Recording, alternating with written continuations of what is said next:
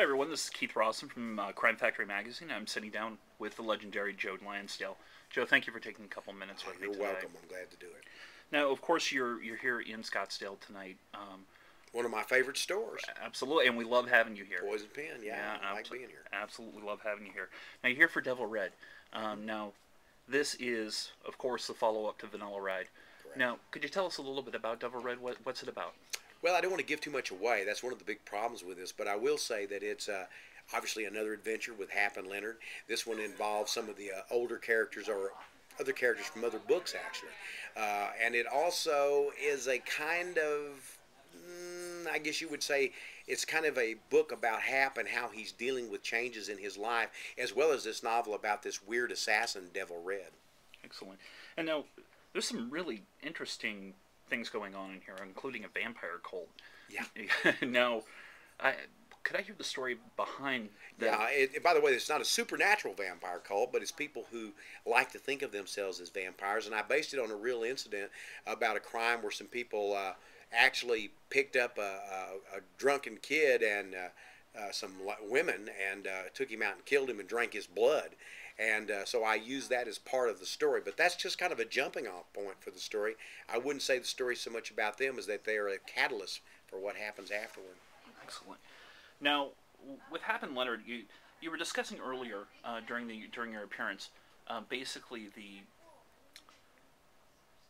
the space between the Hap and Leonard books. Now, was this an intentional space, or was this? It was partly intentional. It was partly because the backlist was with another publisher, and I was with Random House, Knopf Books, and so it's a little hard to move a series there when the other publisher has the backlist. So gradually, I got the backlist, and then I started having the backlist reprinted for Vintage, and then I did these two new ones for Knopf. And there's a novella that's been done by Subterranean because it was too short to be done by one of the publishing houses in New York, but it's called Hyenas. And so there's really 9 books if you count the novella, and which also contains a short story. It's really more of a short story collection with 2 stories, one long, one short. Now I got a question to follow up on that one with the novella Hyenas. Now why are we seeing the reluctance in New York publishing houses with publishing smaller works?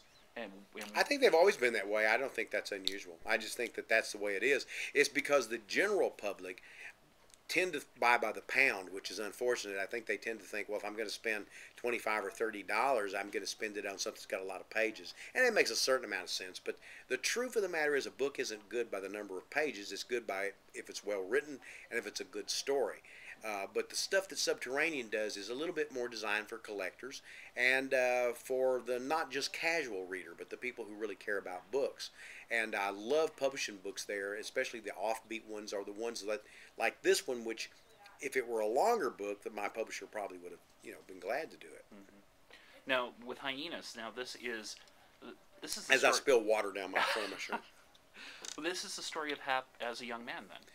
Hyenas isn't. It's Hap and Leonard, but there is a short story in the back of it that's about Hap when he was, I think, 17.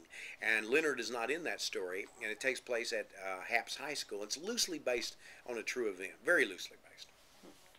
Now, this was also something that was asked during the appearance. Could you see yourself kind of delving into Hap and Leonard's earlier stories, like when I've they were thought about it several times. I've actually had a publisher mention it to me once, a young adult publisher, some many years ago, but I just never could quite find that story. But I have some young adult novels I'm doing, and I've always loved young adult novels. It's one of my passions for young adult novels, and I'm doing a novel for Delacorte, and I'm going to be doing a couple of others, but none of those are Hap and Leonard novels. But believe me, it occurs to me it could happen. Excellent. Now, your next novel is going to be a young adult novel.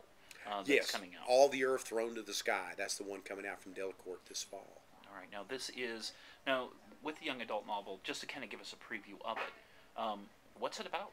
Well, it takes place in the 1930s. I really like writing about that era. I think probably because my father and mother were older when I was born, so they had lived through the Great Depression.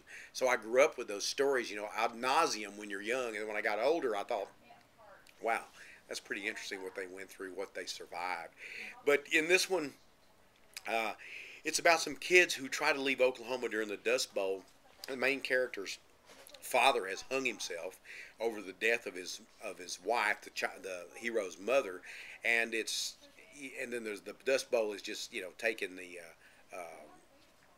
paint off the side of houses. It's, destroying everything that grows or would grow.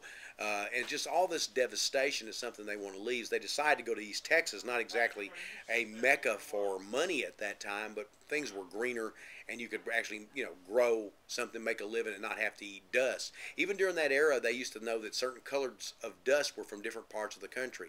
If it came from this, if it was this color, it was from Texas. If it was this color, it was from Kansas. If it was this color, it was Oklahoma, What kind of research do you do to actually find out about that type of information? Well, there's my parents, like I said, lived through that, and of course my grandparents, or my grandmother. I never knew any of my other grandparents, and my uncles. A lot of them, like I say, they were older when I was born. I was a second child. My brother's about 17 years older than me, and so a lot of it I got from them, from the family stories, and I did some research too, of course.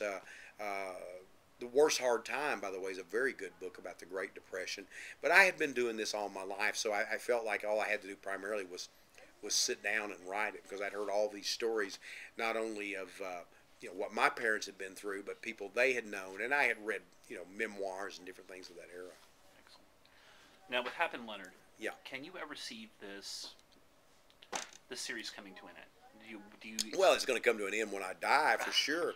I don't know. I don't think of it that way. I never think that I have to write another one, but I certainly feel inspired to write more.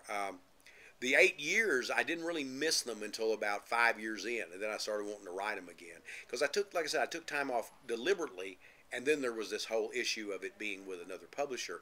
And I think the last 3 years, that was it. And then finally, I was able to get the rights back, and I was glad to have the old books published by Vintage and the new ones published by Knopf. But even now, I don't want to write one right after the other. I do have another Hap and Leonard novella coming out next year called Dead Aim from Subterranean, another short piece, not exactly a novel. Now, the next two books after the YA are also going to be young adult novels, or kind of. Well, I've got a 2-book contract with Little Brown's Mulholland Books, and I'm doing one called Edge of Dark Water. That's a great Depression era novel too in East Texas, and it's about some kids going down the river. I don't want to tell you too much about it, but what I will say is that they have a friend who is found murdered, who had always wanted to be a movie star, a beautiful girl, and they decide for a variety of reasons to cremate her body and take it to Hollywood by traveling down the river till they get to Gladewater to take the bus. And in the process, there's all this stuff that's happening to them, and all these people that are trying to pursue them. So I'm excited about that book. I'm about 3/4 through, and then I have yet another book to do for Mulholland. Excellent. And like I said, we've spoken a little bit. How excited are you to actually be working for Little Brown and for Mulholland? John Schoenfelder is really what got me there. He's the editor over there. He's an exciting guy. He's an interesting guy. I think he has a modern take on the books, and that's the main reason I went. It's not the only reason I went, but it's the main reason. I mean, I like Knopf and like Vintage. They never treated me badly. I don't have anything bad to say about them at all. It's just sometimes you feel like you need a change, that you maybe a different outlook might be good. But I did well there. I was treated well. So it's a decision based more on I think that house is going and what they're trying to accomplish. So could you see yourself going beyond a 2-book contract with them? Yeah, I certainly could, yes. Absolutely. Well, Joe, once again, sir, it's an honor to always sit down with you. Well, thank you. And once again, please do come back here. I will. I plan to. One of my favorite stores, that's for sure. And we always love having you here. So, thank you very much. I appreciate it. Once again, everyone, this is Keith Rawson for Crimefactory Magazine, and this is Joe Lansdale.